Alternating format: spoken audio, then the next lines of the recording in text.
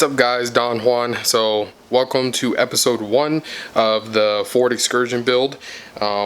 This episode is going to be dedicated to all the parts that we're using in this build, and the whole premise of this build was I wanted to get the 6-liter motor and the 6-liter Powerstroke up to par to hopefully not have any potential issues and like major issues in the future. But also I wanted to do a budget build for you guys. So I wanted to show you that there is good quality parts out there that are somewhat, for the most part, not as expensive as some of the really high-end stuff and work just as good. So I'm going to go over all the parts right now. I'll have a price list and everything on a different time. The whole premise of this video is just to show you everything before we start the build. Hopefully in the next couple weeks we'll be tearing into the engine and getting all this stuff installed. So let's get started. Alright guys, so we're going to start at the top left corner over here. This is just going to be some Dash 12 AN line. This is off of Amazon, came with a kit with some also Dash 12 fittings, but I had to order a few more, but that kit is what is going to build the bulk of our oil cooling system. And this little box that actually just came in, this is a ICP filter. Let me show you guys. So I haven't taken it out of the packaging, but this is the socket, and the filter is actually inside. But just your regular, OEM ICP filter and the socket to be able to remove it properly. So move that over there. This is going to be our bulletproof diesel oil cooler delete plate. So this is what you need to be able to convert from a standard water to water oil cooler to a water to air oil cooler. So, and all these parts right here in this square are all associated with that. This is the filter head I decided to go with. This is Hamburger's Performance filter head. As you can see here, that is 1.5 inches by 16 Dash 12. These are actually the extra fittings that I bought. They don't come with the fittings, and we are going to be running this Lubrifiner LFP 2286. This is also a 7.3 filter, essentially is what it is, but a higher grade. Lubrifiner has some pretty good filters. This one is rated at 20 micron absolute, which is at 99% or 98.6%, and it's also rated at 10 to 12 microns at about 55 to 60%. So it's a pretty good quality filter.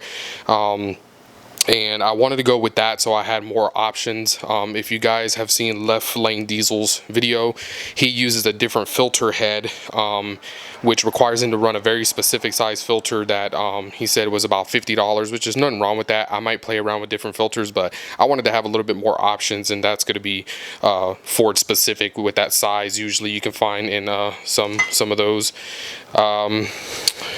Over here we have a full Felpro engine gasket rebuild kit. Obviously we don't need all of them, but it was cheaper than me just buying like the head gaskets and a few other gaskets I needed. I'm sure if I would have really priced, really shopped around, I could have found everything cheaper. But for me, since I didn't know how far certain things will be getting into, I felt like this would be a great start. So if I end up needing some kind of gasket or seal or something, I have access to it in the future. Right here we have just a regular Motorcraft thermostat, replacing that since we're going to be doing a cooling system flush. Right here we have a Alliant Power metal impeller water pump, as you can see there. Is another affordable option of a metal impeller water pump, had good reviews on it. Right here we have your regular Ford stand pipes and dummy plugs for the oil system, and then right here we have 6.4 injectors, or I'm sorry, 6.4 push rods, which are now the new 6.0 push rods, the standard. So I decided while we were there, go ahead and replace them.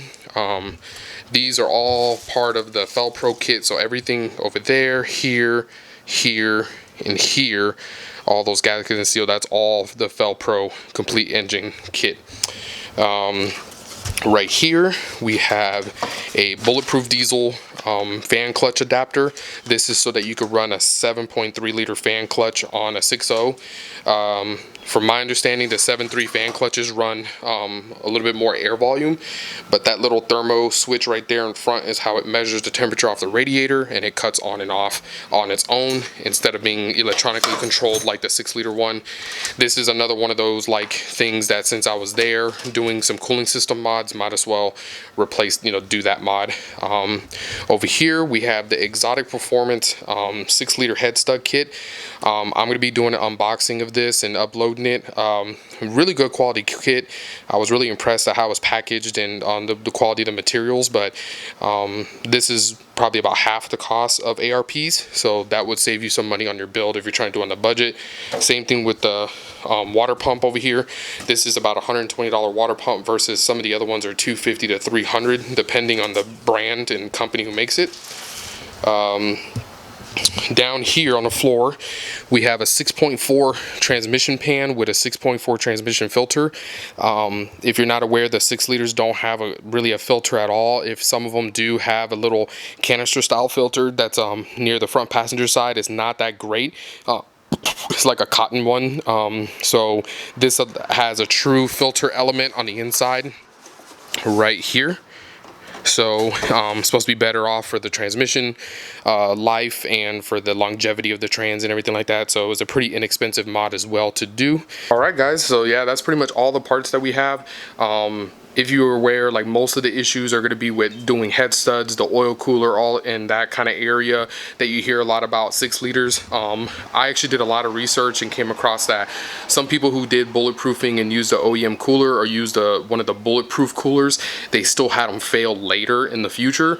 I wanted to prevent all that from happening and just not having to worry about it, so I decided to spend a little bit extra money, build my own kit, and do a water to air cooler on the front of the truck. I'll be showing you how we're going to be mounting that. It's going to be behind the grill for the cooler, obviously, and it's actually going to be a pretty simple mounting system that's pretty inexpensive to make. And all this stuff that I'm using is pretty accessible, and I'll release all the information later if you're interested, so you can try to build your own kit. It's going to be a pretty fun learning experience to work on the engine too, so hopefully you guys stay with me. One thing I want to ask is if you guys are interested in seeing a 4x4 conversion on my Excursion, let me know in the comments below.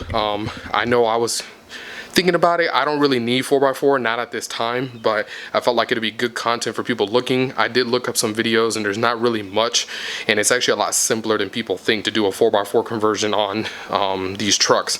Now with these trucks getting older, there's a lot more availability of used parts around, so it's not nearly as expensive. I was able to price everything out at about $1,000, obviously used parts.